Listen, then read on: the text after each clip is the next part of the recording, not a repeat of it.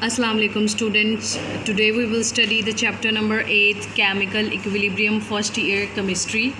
So chemical equilibrium को study करने से पहले हमें कुछ टर्म्स का पता होना चाहिए जिसमें हमारे पास आता है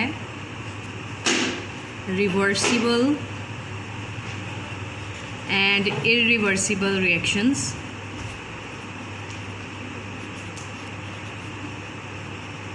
हम इन दोनों की डेफिनेशंस को अभी देखते हैं, लेकिन उससे पहले मैं आपको दो चीज़ें बताना चाहती हूँ. एक होती है, चले इधर ही मैं आपको बता देती हूँ. एक चीज़ हमारे पास होती है रिएक्टेंट और एक चीज़ हमारे पास होती है प्रोडक्ट.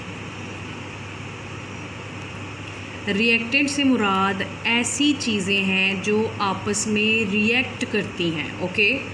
और प्रोडक्ट जो चीज़ हमें हासिल होती है, ठीक है, तो यानी कुछ चीज़ें आपस में रिएक्ट करेंगी और रिएक्ट करने के बाद हमें कोई ना कोई चीज़ मिलती है जिसे हम, जो हमारा बेसिकली प्रोडक्ट होता है. सिंपल अल्फाज में अगर हम कहें तो जैसे अगर हमने बिरयानी बनानी है तो उसमें क्या करते हैं, हम राइस ऐड करते हैं, चिकन ऐड करते हैं, तो ये सारी चीज़ें हमारी होगी रिएक्टेंट, ठीक है.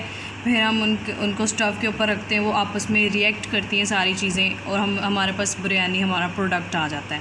इसी तरह कुछ केमिकल रिएक्शंस होते हैं जिनमें हम रिएक्टेंट्स को लेते हैं और रिएक्टेंट्स आपस में रिएक्शन करके हमारे पास प्रोडक्ट्स बनाते हैं. फॉर एग्ज़ाम्पल, ये है हमारे पास हाइड्रोजन के 2 मोल्स और ये है हमारे पास ऑक्सीजन, ओके. ये दोनों ने मिलकर हमें दिया है वाटर के 2 मोल्स. Is it clear? अब इस केस में ये जो दोनों हैं हाइड्रोजन और ऑक्सीजन, ये दोनों हमारे रिएक्टेंट हैं और ये जो वाटर है हमारे पास, ये हमारा क्या है, प्रोडक्ट. इन दोनों ने, यानी हमने यहाँ पे इलेक्ट्रिक स्पार्क दिया, इलेक्ट्रिसिटी प्रोवाइड की, जिसकी वजह से इन दोनों ने आपस में रिएक्ट किया, यानी हाइड्रोजन और ऑक्सीजन ने मिलकर तो क्या बनाया, वाटर बना दिया, ठीक है. तो रिएक्टेंट और प्रोडक्ट का आपको आइडिया हो गया. अब हम मूव करते हैं रिवर्सिबल और इरिवर्सिबल रिएक्शंस की तरफ. सो नाम से पता चल रहा है रिवर्सिबल, ऐसी चीज़ जिसको आप रिवर्स कर सकते हैं, और इरिवर्सिबल रिएक्शंस ऐसे रिएक्शंस जिनको आप रिवर्स नहीं कर सकते, यानी बैक साइड पे दोबारा उनको मूव नहीं कर सकते. तो जो रिवर्सिबल हैं उनको हम कहते हैं वो बोथ डायरेक्शन में ये जो रिएक्शन है टेक प्लेस, ठीक है. Reversible reaction takes place in both directions और इरिवर्सिबल रिएक्शन वो होता है which takes place only in one direction.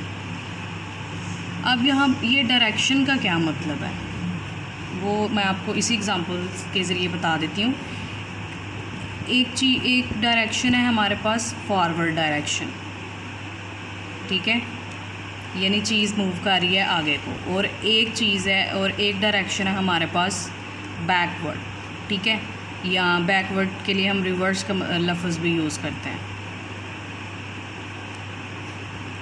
ये देखें, ये दोनों ने आपस में रिएक्ट किया है, हाइड्रोजन और ऑक्सीजन ने, और आगे को रिएक्शन मूव किया है, फॉरवर्ड डायरेक्शन को रिएक्शन गया और हमारे पास बना है वाटर.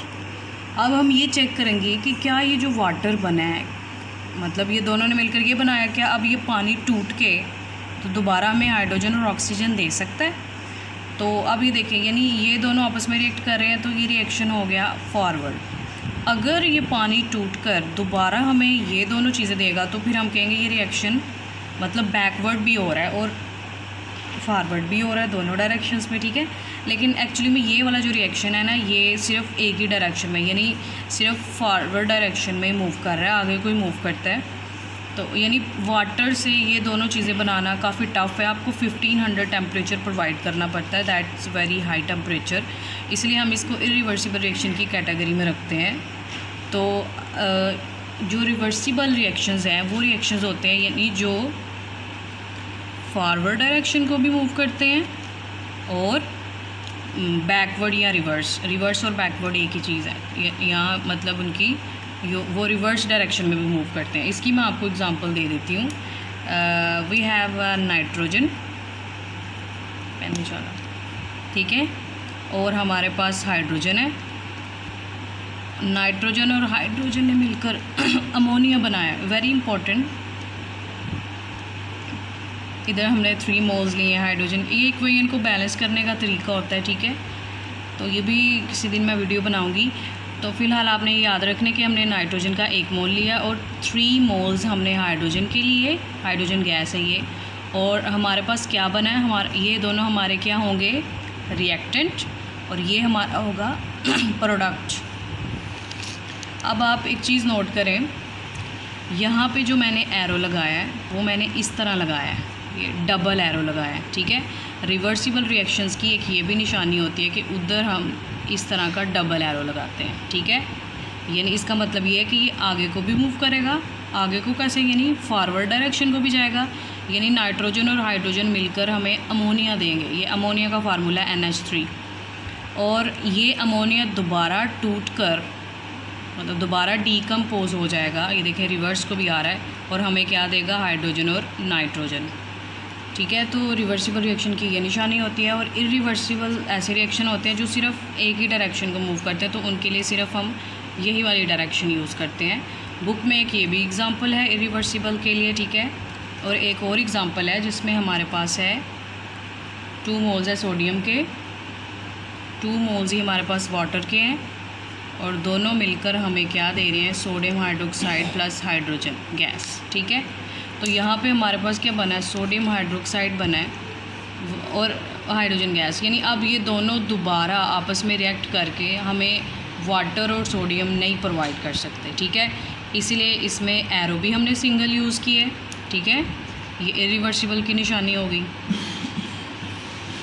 और ये रिवर्सिबल की निशानी होगी।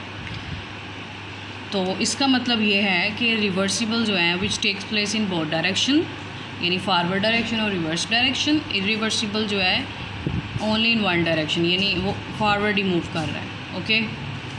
तो बुक में जितने भी एग्जांपल्स हैं उनको मैंने इसी के अंदर कवर कर दिए। 3 एग्जांपल है बेसिकली, 2 इरिवर्सिबल की दी हैं और 1 रिवर्सिबल की, और यहाँ पे कुछ कंडीशंस भी हैं, यानी इस रिएक्शन को आगे मूव करने के लिए हम Fe आयरन होता है, ये कैटलिस्ट होता है, ये रिएक्शंस को तेज़ करता है, ठीक है। Fe आयरन कैटलिस्ट को यूज़ करते हैं इस रिएक्शन में।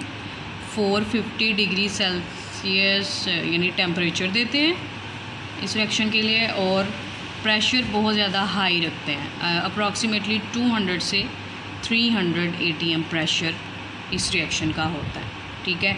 तो आई होप सो कि आपको रिवर्सिबल और इरिवर्सिबल रिएक्शंस की समझ आ गई होनी है।